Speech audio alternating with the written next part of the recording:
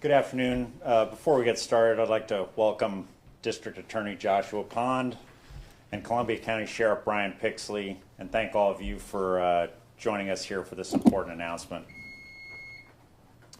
On May 19th, FBI Portland was notified of a detailed and imminent plan for a mass shooting and explosives attack at the Three Rivers Mall in Kelso, Washington. Working with our partners, we immediately began to identify the suspect behind the threat.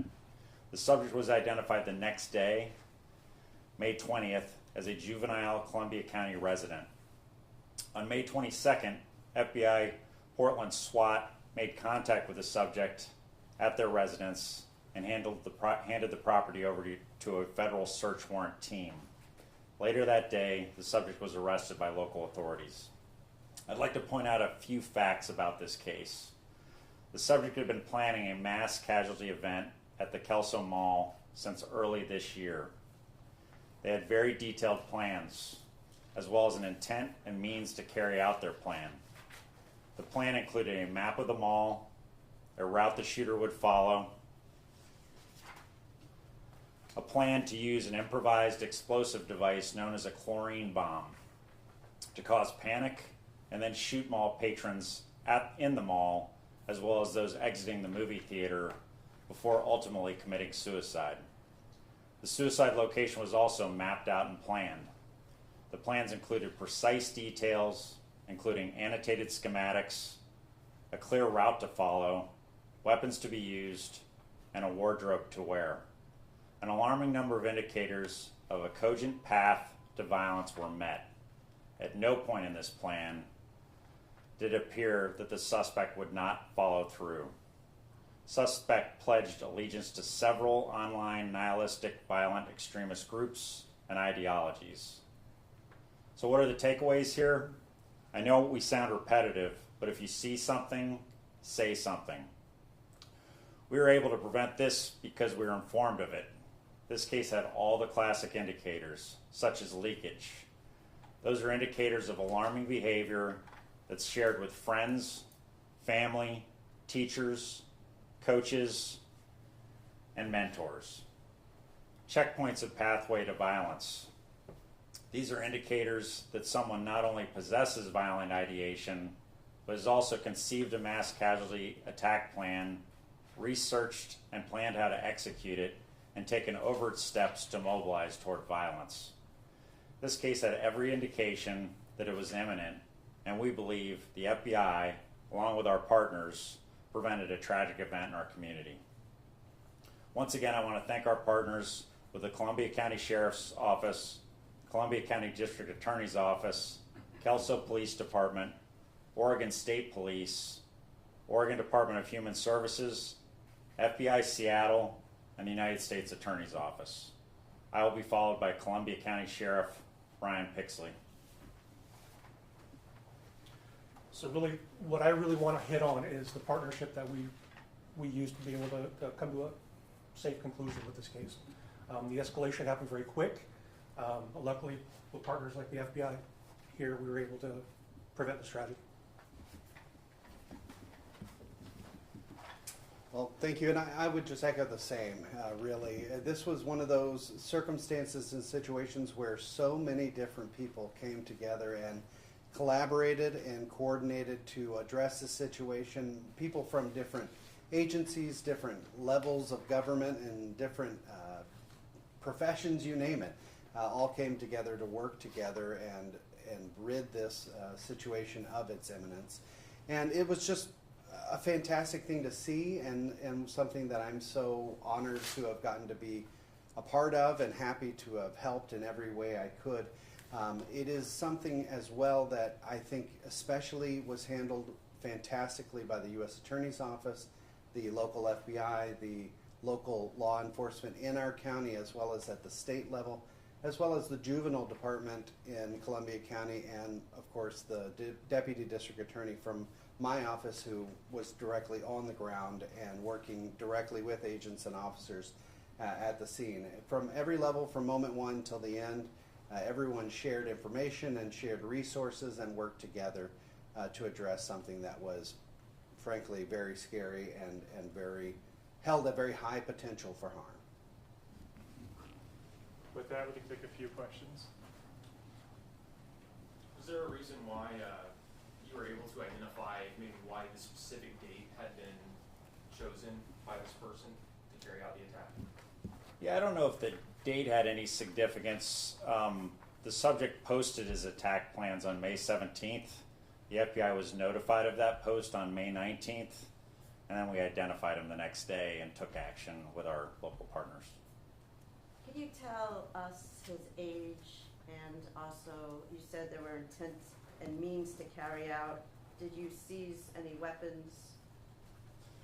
Yeah, I can go over what was seized. There were 3 firearms seized, multiple boxes of various types of ammunition, 4 knives, and then clothing items that our team confirmed was shared with the group online.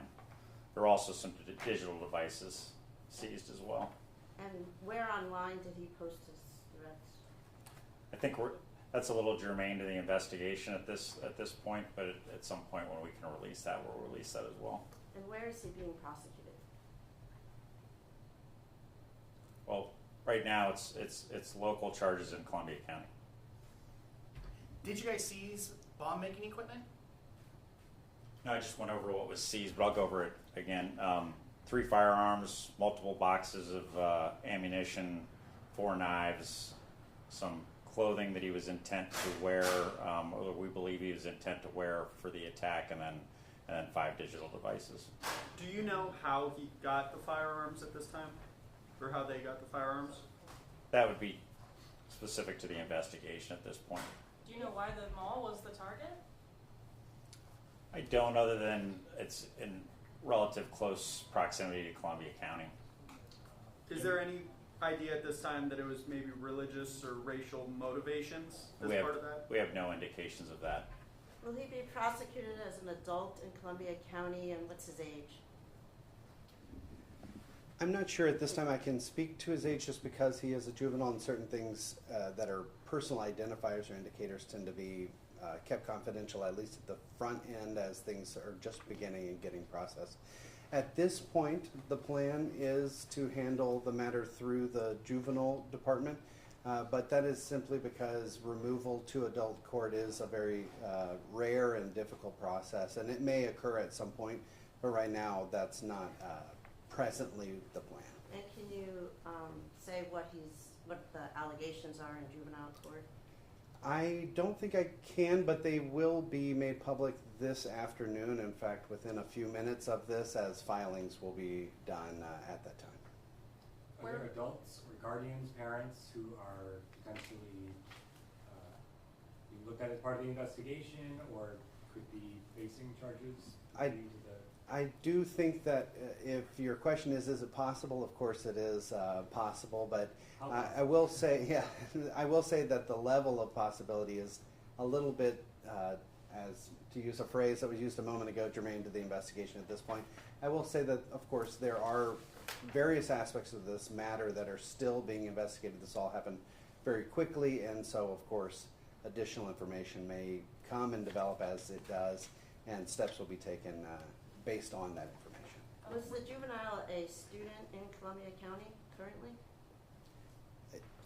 Yes, I don't know necessarily that where, if he was being homeschooled or within the public school system at this time. I know that there have been some changes to his schooling just in the last few months, so that's why I'm a little unclear. But yes, he is a student age person within Columbia Can you County. say high school, middle school age? Honestly, I don't know. Well, I do know age, but I mentioned earlier that's getting into a little bit more specifics about identifiers. But as far as where school, again, that's been changing, and I'm not sure at this time. Where was he arrested? At his home. Oh, okay. How was the FBI notified of the plans?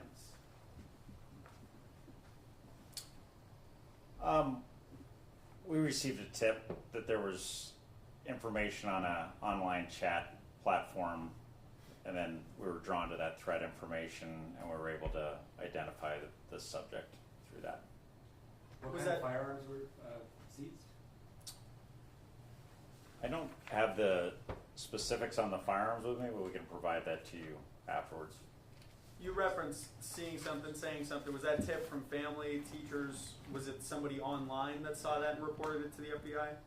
Yeah, I can't comment on exactly where the information came from, but one of the reasons we invited everybody here today and we wanted to talk about this is this is a great example of what we can do to protect the community when we partner with our local and state partners.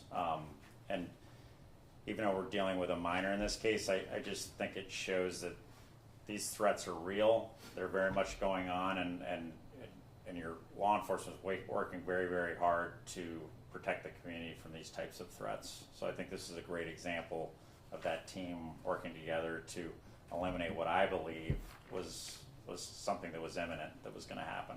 How common is it for you to see this intense of a threat in our region from a minor?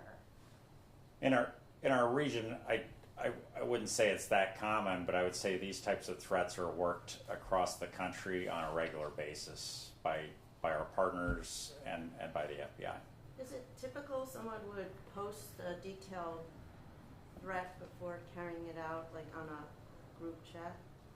It is. I mean, there's a pathway to violence where if you kind of initially folks will talk about it, they're joking, they'll talk about their plans, they'll get more specific about their plans, they'll discuss that with folks online, and then they'll start to make more detailed plans. They'll mobilize and start to acquire the materials that they need to execute their plans, and usually along the way they're talking about it with somebody in their own community, and that's why we're kind of pointing out usually along the way when we go back and look at these things after something terrible happens, there's somebody along the way that picked up some of those breadcrumbs where if they had said something and shared it, we might have been able to get to that individual quicker before it turned into a violent attack. Last question. Was the group chat just limited to local Columbia County community, or was this like a national group chat? I'd say it was broader than the community, but that's still part of the ongoing investigation. Thank you. Thank you.